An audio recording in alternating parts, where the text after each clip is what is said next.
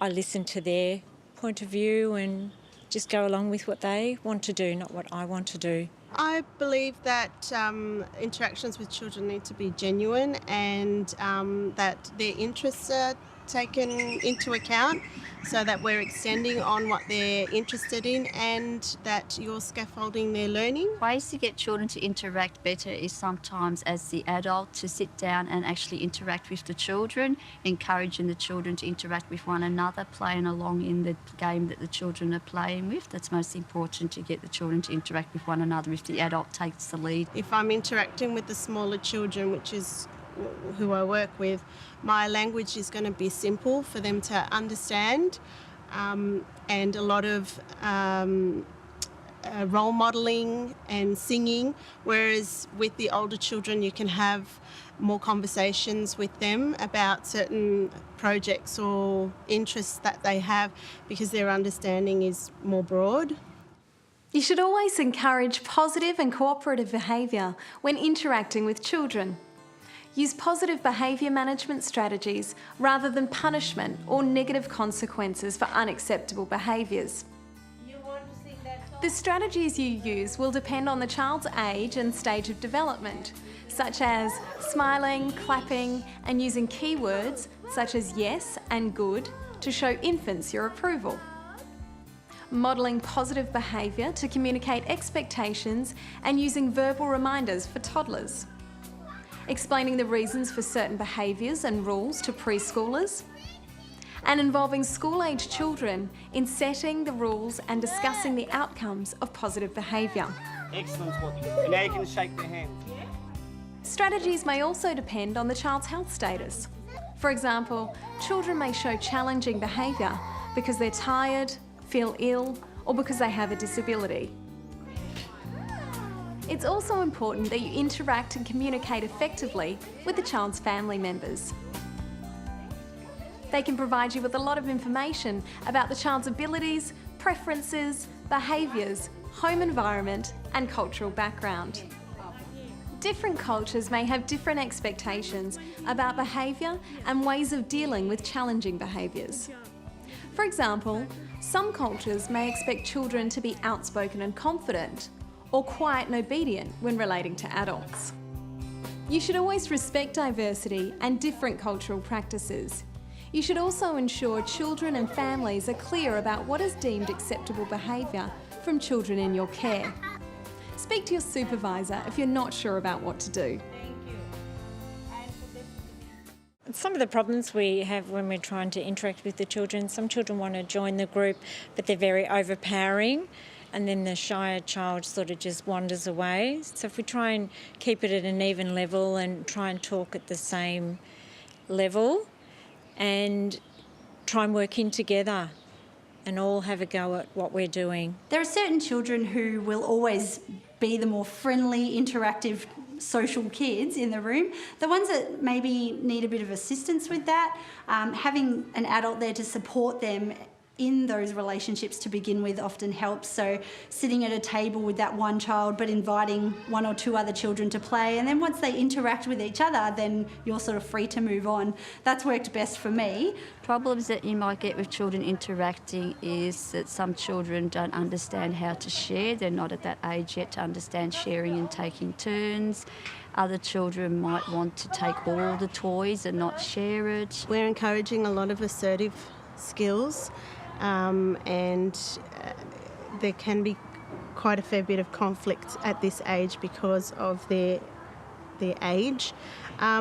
So we encourage them to just give them the words during conflict resolution. I don't like it, my turn. When children are having tantrums, a lot of kids actually like to be left alone.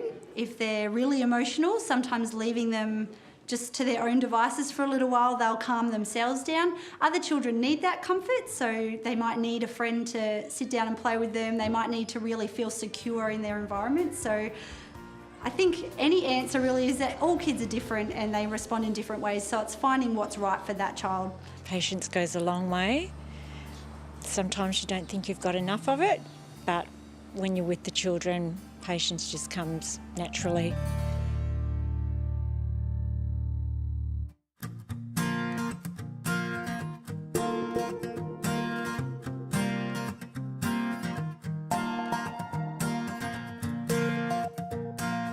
birth, children are influenced by their environments and the people who support their growth and development. As a childcare professional, you'll play an important role in guiding children's development in many different areas. You'll be involved in their physical, emotional, cognitive and psychological, social, language and communication, and creative development. Here are some general tips to help you fulfil this role.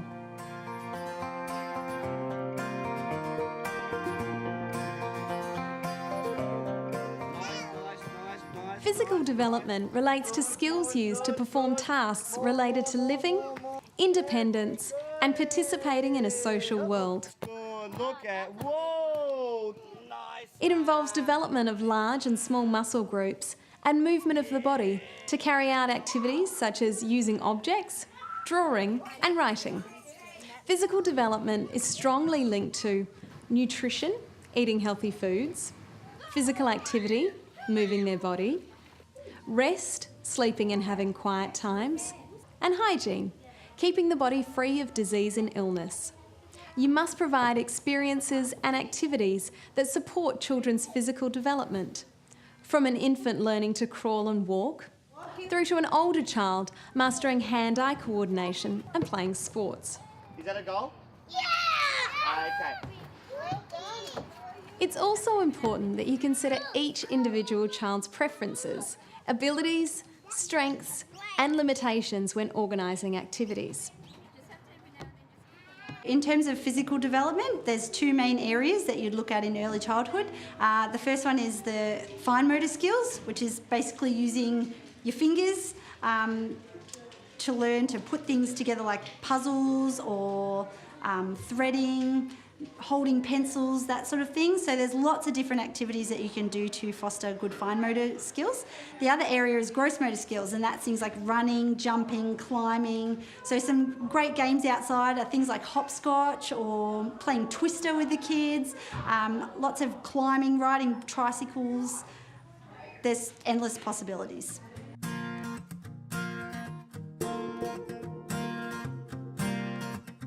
Emotional development refers to development of the self, self-esteem and self-concept, and the experience and expression of feelings. To support healthy emotional development in children, you should provide a consistent and stable environment with routines. You should also help children to express their feelings in a healthy way, to deal with stress and to use strategies to manage tantrums. You want to come down? For example, you should help children talk about their feelings and present problems as an opportunity to learn and focus more on their effort than failure or success.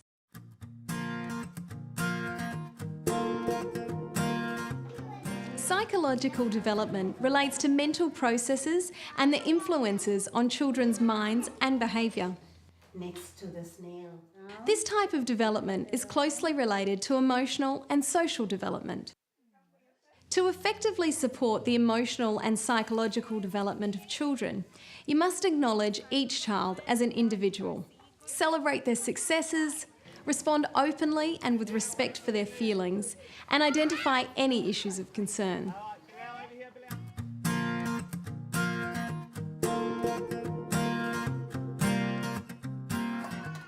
Social development in children refers to the skills and competence they need to get along with others and how they learn to function in socially acceptable ways.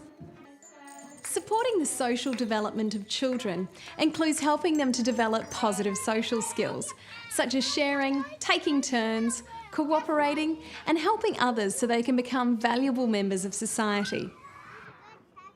Social development also includes the development of social cognition, the ability to understand one's own thoughts, feelings, intentions, and behaviours as well as those of others.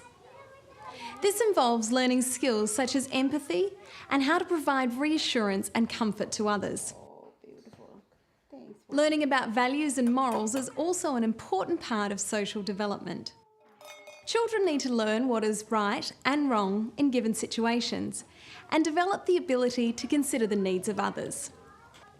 Providing a range of social interactions can develop trust in infants, independence in toddlers, initiative in preschoolers, and a sense of industry in school-aged children. Part of your responsibility as an early childhood educator is to help children develop an awareness and acceptance of differences between people and within society.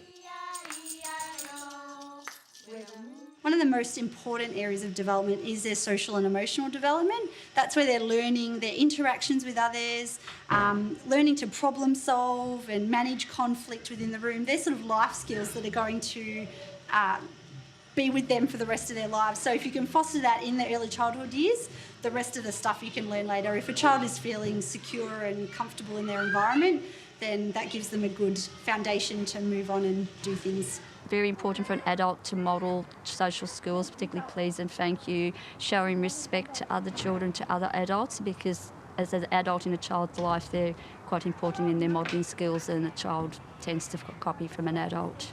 We encourage social skills through dress-ups, through imaginary play. We will do it in the sandpit experiences. They love sandpit and they could spend a great deal of time there. So the children will interact there and they will learn to take turns because obviously, you know, one wants a bucket, the other one wants a spade. So, yeah, they're the type of experiences. Other experiences could be like puppets. The children in my group love to play with puppets. So they will play between themselves and, you know, make up different voices. Home corner's always a great social interaction activity because kids will just use their imagination, play together, come up with their own ideas, often with an adult there to support them if they are a little bit hesitant to get involved. You help to give them ideas and just sort of play along, use your imagination as well. The kids really enjoy that. Other social interaction activities, I would say doing things like puzzles, like the larger puzzles where lots of kids can join in and help with that. The kids always like doing things together or building something together, constructing a farm or a zoo, something out of the blocks. Kids love it.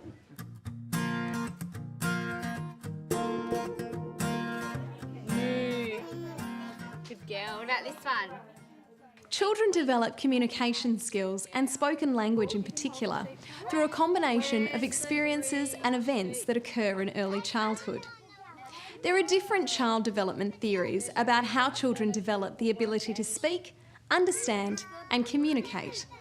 For example, some theorists believe that ecology or environment, brain development or stage of development have the greatest influence on language development.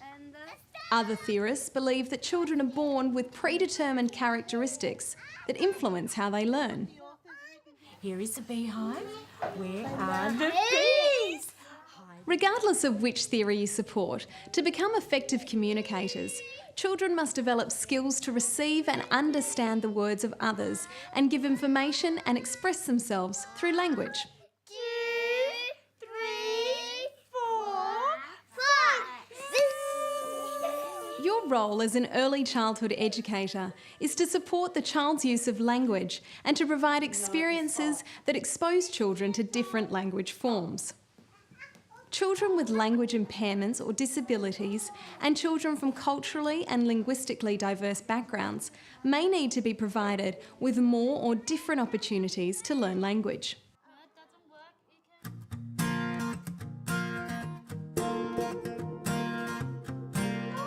Early childhood educators should provide children with opportunities to explore self-expression, imagination and creativity. These skills will help them to consider and analyse problems in innovative ways, organise their thoughts and ideas, look at the task or problem at hand in different ways and come up with creative solutions. You can help children develop their creativity by using their 5 senses to hear, see, smell, taste and touch, using their imagination and expressing themselves through play and social interactions, providing a wide range of resources and equipment, and use different methods to express themselves such as art and crafts, writing, drama and music.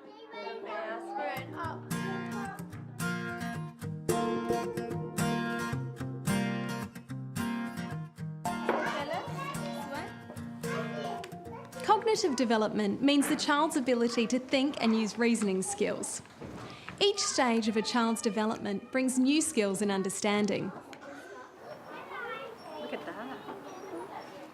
Knowledge is built up over time as a child interacts purposely with the environment.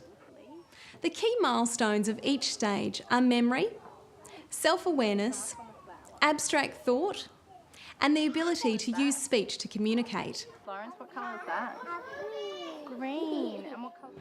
Early childhood educators must provide rich and diverse environments, materials and experiences to stimulate children's cognitive development and encourage problem solving appropriate to each stage of development. For example, infants may use blocks to build a tower, whereas older children may use complex puzzles. The strategies you use to foster a child's development will depend on their age and stage of development. You should also consider the child's cultural background, any disabilities they may have, and factors in their home environment that can affect their development, such as abuse, violence, conflict, or instability. The key to fostering development in any of these areas and for any child is providing consistent caring attention and interaction that makes each child feel safe and